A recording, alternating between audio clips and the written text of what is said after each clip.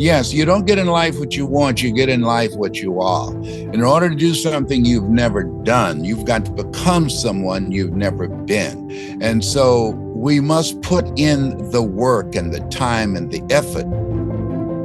Welcome to a new episode of Most Memorable Journeys. I am a little starstruck right now because my guest is an amazing man. And I'm not going to talk much. Everybody knows him. I don't need to introduce him, but he is one of the world's most renowned motivational speakers. And he taught me that I have greatness within me. Welcome to Most Memorable Journeys, Les Brown. Thank you. It's a plum-pleasing pleasure as well as a privilege. Thank you so much for having me here. And congratulations to you for the work that you're doing that people need now more than ever. Conversations about hope, about joy, and strategies on how they can maximize the impact of their lives. And that's what you do. You're not just a messenger, but your life is an example of your message. That's so kind. You mean I am not just a pretty face? Like this, what we're talking about. Yes, you've got the 3 B's: brains, beauty, and the body. Like, let's get serious here. Les, it wasn't always like that. You had a memorable journey. And when we were talking on the phone and you asked me what my podcast is about, I said it's Most Memorable Journeys because life is a journey.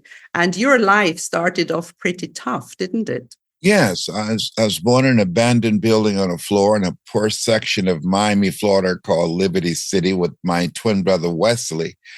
And here I am 79. And if people go online and put in the Les Brown 2021 surprise, the Les Brown 2021 surprise, they'll see a story about how my twin brother and I discovered our birth mother and father at this stage of our lives. He's with me now. And it's been fascinating, jaw-dropping, because I never thought I would meet anyone who knew my birth mother or father, and never thought I would see a picture of them or hear stories about them. But we have at this stage of our lives. And it's a fascinating thing because, as you said, life is a journey. Life is lived going forward, but we connect the dots looking back. That's when we begin to understand it and things begin to make sense for us. And everything happens for a reason, doesn't it? Yes. There are obstacles in our lives that we have to overcome so we can become the people we are. Yes, and some things we won't get any answers for. And I've learned to make that okay. I think this is so true. And you know what? I also think we cannot always be well. There are times when we feel like, you know what? So I think that's okay too, once in a while, isn't it? And just make the best of it. All adversities and setbacks and disappointments, I say, are pregnant with new possibilities. And through the character building experience of going through that journey, we discover things about ourselves that we don't know, because in order to overcome things that's thrown in our path, we must be willing to die to who we've been to give birth to who we have it within ourselves to become, to break through and keep moving. That's a lot. That sounds like a lot less, but it's true. It's absolutely true. So let's talk a little bit about journeys now. When you travel a lot for work, you speak all over the world. Do you actually get the time or the chance to see the places where you go to? No, I do not get, or rather, let me say, I don't take the time to do it. I am, to most people, if you look at me, I would say I live a boring life. I seriously doubt that, but go on. Because I like interacting with people. I like reading and listening to motivational messages. I like time with myself. And so I've seen a lot of beautiful things, but I've never been one who wanted to explore the cities in the countries that I've been in. a cousin who used to travel with me, and he would always leave to go to see everything, but I was just fine with room service Fair and enough. preparing and to study for the Maybe groups you've that I was going to speak to. That was just fine for me. Yeah, maybe you've seen it in a previous life, so you don't need to see it again, and you're just happy with yourself. I mean, that is a nice thing to say, because many people have difficulties being by themselves. They don't like their own company. Yes, I enjoy my company. I talk to myself and I answer myself too. Do you argue with yourself sometimes, or do you always agree? I disagree with myself quite a lot. And what I'm learning as we evolve to the next level, that all of us will reach that point in our lives continuously, as Einstein said. He said, the thinking that has brought me this far has created some problems that this thinking can't solve. When you look at where we are now, the beginning of the year, a lot of people have this theme of doing more in 24, and many have made resolutions that they've forgotten. They've already But broken. yeah, it's already broken. But what's very important for us to make not resolutions, but a commitment that I'm going to learn something today that I didn't know yesterday, a commitment that I'm going to create some experiences with the people that I love and the people who care about me and looking out for me, and so that I can live a life of no regrets. They did a study. This lady, she was a hospice nurse, and she worked with people who were very wealthy and listened to their conversations in their last days. And what kept coming up in those conversations, not how much revenue they generated or the millions or billions of dollars that they had created, but what kept coming up, they wished they had taken the time to pay attention to the relationships of people who cared for them, who looked out for them, and to nurture relationships that were meaningful to them, but they just put too many things on their plate that they did not make a decision to prioritize creating experiences with people that they love. In the book called The University of Success, Og Mandino, who was a very good friend of mine, who wrote the book, The Greatest Salesman in the World, he said most people never achieve their goals in life because they find themselves sidetracked by secondary activity, engaging in doing things that occupy their time and efforts, that's other people's stuff, and they put their stuff on the back burner, and that in order to live the life that you want to live, I was saying to people in a speech I gave the other day, make the first 90 days of the year a season of no.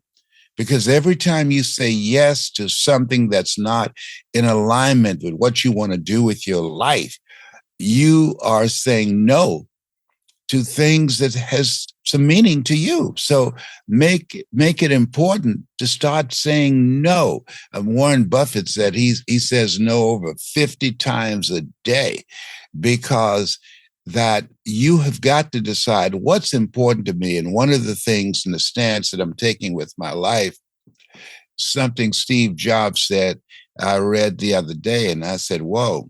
And he said, when I start my day, he said, I tell people live each day as if it were your last, because one day it will be. And he said, I ask myself the question, if this were in fact the last day of my life, would I want to do the things that I have laid out before me? Whoa. And so this morning, when I got up, this is a part of what I wanted to do. Why? Because it's in alignment with my wanting to use my voice, my story, and my connection with people who want to speak light in the midst of the darkness, who want to make impact and be able to leave the world in better shape than how they found it. And so I'm doing what I want to do. If this were in fact the last day of my life, I say, I got a chance to talk to Elizabeth. Oh, behave. Hallelujah. This is amazing, because I was just going to say to you, Warren Buffett says no so many times, but you said yes to me today. And that means a lot. I am really, really grateful. I want to come back to a couple of things you said about the people on their last days of their lives. I think people also regret that they don't tell their loved ones that they love them. I think we should tell each other that we love each other more often, don't you think? Whenever I talk with my children or people that I care about, we punctuate the end of the conversation with, I love you. Yeah. Absolutely. It's very important. God is love, and he who dwelleth in love dwelleth in God, and God in them. And if we make a decision to, and you know this to be true, to make a decision to live our life from our heart. Where your heart is, there your treasure is also. A heart-driven life is one that's clothed in love and joy and peace and harmony, so that you are an asset to the universe as opposed to a liability.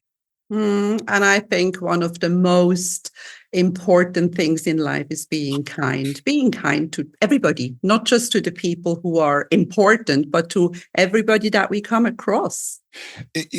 Something that Wayne Dyer said, if you have a choice between being right and being kind, choose to be kind. And you can tell a lot about a person's character based upon how they treat someone that they consider unimportant. And when you live your life from a place of love and knowing that all of us have value, regardless of their accomplishments, regardless of what they did not do with their lives, and just decide to anchor yourself of living a life of love, of living a life of compassion, of living a life of contribution, and deciding to live a life that will outlive you. And that's what you and I have done. We decided that we don't want to leave the world as we now see it.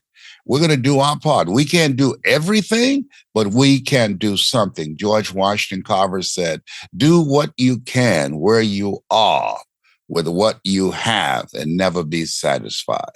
That's wonderful, wonderful. Now, you said you and we have done a lot of work. I've done a lot of work. You've done a lot of work on myself, and I try to bring light into other people's lives. But what would you say to somebody who is listening to this now and who is feeling really, really down, who is at the moment in life when everything is going wrong? What would be the turnaround secret, Les? What would you say to a person who is, I don't know, maybe a little bit in a victim? But you see, some people don't know that they are victims. How do you tell people nicely that they need to get their act together? I think it's important that we say to people, you're going through some stuff. It's painful. It's disappointing. It's disorienting. And it has not come to stay. It has come to pass. When things are good, trust me, at some point in time, things are going to go bad. And when they're bad, trust me, sometimes they're going to get better. And so the things that we're doing, and you talk about it, the journey, it's a journey. Sometimes things are up and sometimes they're down. Viktor Frankl calls it in his book, Man's Search for Meaning, unavoidable suffering, that it's a part of the process. And you discover a lot about yourself on the other side of the suffering, that when you reach beyond your comfort zone, which Brian Tracy called your danger zone, you discover new things about yourself. It's character building to go through stuff. So understand that whatever you're facing, together, you and God can handle it. And what's most important, don't focus on what you're going through. Focus on where you're going and have the mindset and the assumption, I got this, and keep working. Commit thy works unto the Lord, and thy thoughts shall be established. In all thy ways acknowledge him, and he shall direct thy path. Just do what you can where you are with what you have, and God will do what you can't do. And when you think about it, that is just a season. We have seasons in this journey, and we have to continue to work and to push forward. I have a saying, when life knocks you down, try and land on your back, because if you could look up, you could get up. It's a part Yes. of the process of this journey. Very, very true. Now, for those people who don't know the book Man's Search for Meaning by Viktor Frankl, that most important, it's definitely one of my favorite books in the world. That famous phrase is that you can basically, the explanation is you cannot change what happens, but you can always change how you want to react.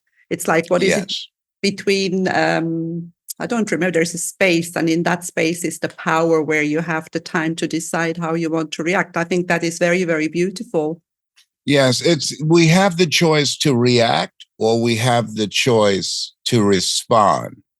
Most people, because they focus so much on the problem, what you focus on the most, what you pay attention to most, it's going to impact you negatively if it's something that's adversarial. But if you, in the midst of all the stuff that's going on, affirm to yourself, I'm going to get through this. Affirm to yourself, Lord, whatever I face today, together you and I can handle it.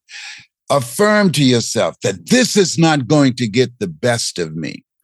I was talking to a young man who had made some bad decisions, came from a very wealthy family, and he went to jail. And something happened to him as he was looking at the inmates in the jail that was a breakthrough for him, that all the things his mother and father said to him didn't get through to him. But this is something he said to himself as he looked at the other inmates in the jail where he was. He said to himself, I'm not one of them.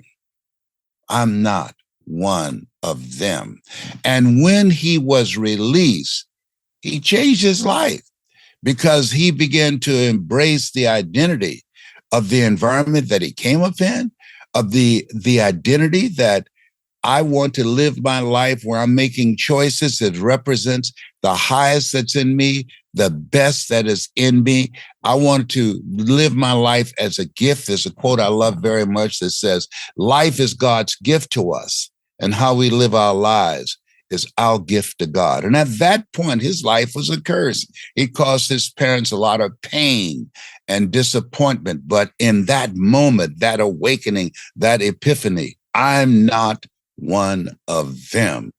He took his life in another direction. You think about Robert Frost, two roads diverge in a yellow wood, and I selected the one less traveled by, and that has made all the difference. Beautiful, very, very beautiful. And coming back to the man in jail, I think everybody deserves a second chance, because we all make mistakes. Or whatever you want to call it. Sometimes it's just an experience. It's not a mistake. And I always believe, who am I to judge? I've done things as well that were not exactly, so fine. Yes. And the only people that are not making mistakes are in the cemetery. Yeah. And we don't want to go there, do we? No. Not right now. Have you ever been to Cyprus? I am living on the island of Cyprus in the Eastern Mediterranean. One of the few places that I have not visited that I think would be exciting. Yes. So I think we may have a date one of these days, and you should come here and maybe do a little speaking, because it's a beautiful area in the world.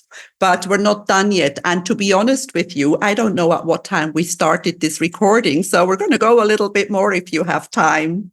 Yes, I have time for Elizabeth. I do. That is so kind. Now, we were saying before that sometimes life brings you down. Sometimes life, hits us hard. But another thing that I want to talk about is this famous journey. Life is a journey, we said. But Don't you agree with me that some people don't enjoy the journey? They are too focused on the destination, which they may never reach. This is true. And how you set out on this journey has a lot to do with your environment, with the people around you, the things that you see, the things that you observe, the download of the culture that you live in. Because you think about it, we go through 12 years of school from first grade to 12th grade, and they don't teach us how to begin to love ourselves and to appreciate ourselves. They measure our intelligence based upon our ability to memorize. They don't train us to be critical thinkers and determine our purpose and to examine ourselves. Socrates says an unexamined life isn't worth living. So we don't answer the question in school, who am I? What do I stand for? What do I represent? What do I value? What's the purpose of my being here? I'm looking at my life now. I'm 79. What's next? What is it you want to do with the time that you have left? You have more yesterdays than tomorrows. And all of us are going to leave here, all of us on the edge of life. And so determining how can I maximize the time that I have left, so that, and part of what I'm doing is training and developing speakers and teaching them how to tell their story, how to use their story to be a voice of influence, or use their story to promote their business, or to be a voice of hope and inspiration, and earn money by speaking and training and developing themselves, and letting people know that where they are now that's not their destiny. They have the power in them to do more, to have more, and to experience more. So because there's no success without successors. And one of the things one of my mentees, Miles Monroe, talked about before he passed, live full and die empty. And so my goal is to train speakers how to influence people and create an experience with an audience to transform them individually and collectively, and how to live full and die empty. That most people die at age 25 and don't get buried until they're 65. That is very, very true. And I think our school system, and it's the same where you are, has a lot to answer for. I think children should be taught emotional intelligence instead of having to learn, I don't know, things that they never use in their lives. This is very true. And I think that we're living in a time that it's going to happen, that it's ready. It's a point where, because of artificial intelligence, because of how things have changed, that over 350 million jobs are going to be replaced by artificial intelligence, with all the disruptions that's going on locally and nationally in terms of politics. People are now looking at themselves, especially coming out of the pandemic, where they've had time to sit with themselves and family members and rethink their lives. And so this is a time that people are now asking the question, what's next in my life? What do I want to do from here? How is it that I can live a life that I can feel proud of, live a life of no regrets? Living a life of no regrets, that is a big deal. And I think we need to work on it daily. I think it's important. And every day is a new opportunity. Yes, you don't get in life what you want, you get in life what you are. In order to do something you've never done, you've got to become someone you've never been. And so we must put in the work and the time and the effort. But the other thing that's very important, Elizabeth, and you know this to be true, we've got to look at ourselves and ask the question, who should I count on and who should I count out? Harvard University did an 85-year study of people who became successful. And what they found, that the people who were successful, what they had in common was they had a reference group, a group of people that held them accountable, a group of people of collaborative, achievement-driven, supportive relationships, a group of people that were going in the direction of where they're going. I teach people about the value of OQP, only quality people. The Academy Award winner Sidney Poitier said, when you go for a walk with someone, something happens without being spoken. Either you adjust to their pace or they adjust to your pace. And so we have to ask ourselves a question when we look at our relationships: whose pace have we adjusted to? Wow. Yes. And it's not always necessary to adjust. Isn't, there are people who are not good for us. And I think You are right. There's some people that will pull you down before you can pull them up. So I have a friend named Celeste Johnson. She calls it Operation Clean Slate. That there are times in your life that you have to look at your life, look at your relationships, and you have to detoxify your life. You have to stop making people a priority who've made you an option, and surround yourself with people that you can learn from, that you can grow from, people that can help you to grow mentally and emotionally and spiritually and financially, and to live a life that you were born and chosen out of 400 million sperm to live. Wow, this is like I have just spent half an hour with the person that I should be spending most of my time with. People who who pull you up, who inspire you, motivate you, and I think we all know these people, or we can sort of motivate each other. I think there is a big choice. There is a spiral. You either go up or you go down. And I think if you decide to do something with your life, you better choose an upward spiral. Absolutely. I want to leave this with you because I'm getting ready for another Zoom. Yes, and I think I've taken enough of your time. But yes. But I want to leave this quote with our listeners. Number one, it's by Jim Rohn. He said, "When the end comes for you, let it find you conquering a new mountain, not sliding down an old one." And the other thing, people who are interested in the work that I do, go to lesbrownmasterclass.com, lesbrownmasterclass.com. And I will put all the links, and I will put your website and your books and everything in the show notes, and I will send you the links, and hopefully you will share them as well. And I have to tell you, this has been delightful. I really, really appreciate this. And I want to say a quick shout out to Marie Cosgrove, who helped me, who connected me with you. Yeah, that's my very good friend. Thank you. Bye-bye. Bye for now, Elizabeth. Thank you so much. Thank you for being on Most Memorable Journeys. All the best. Thank you. Same to you. Take care. Bye-bye. Bye-bye. If you enjoy my podcast, please like, share, and subscribe to my channel. You will find all the information in the show notes.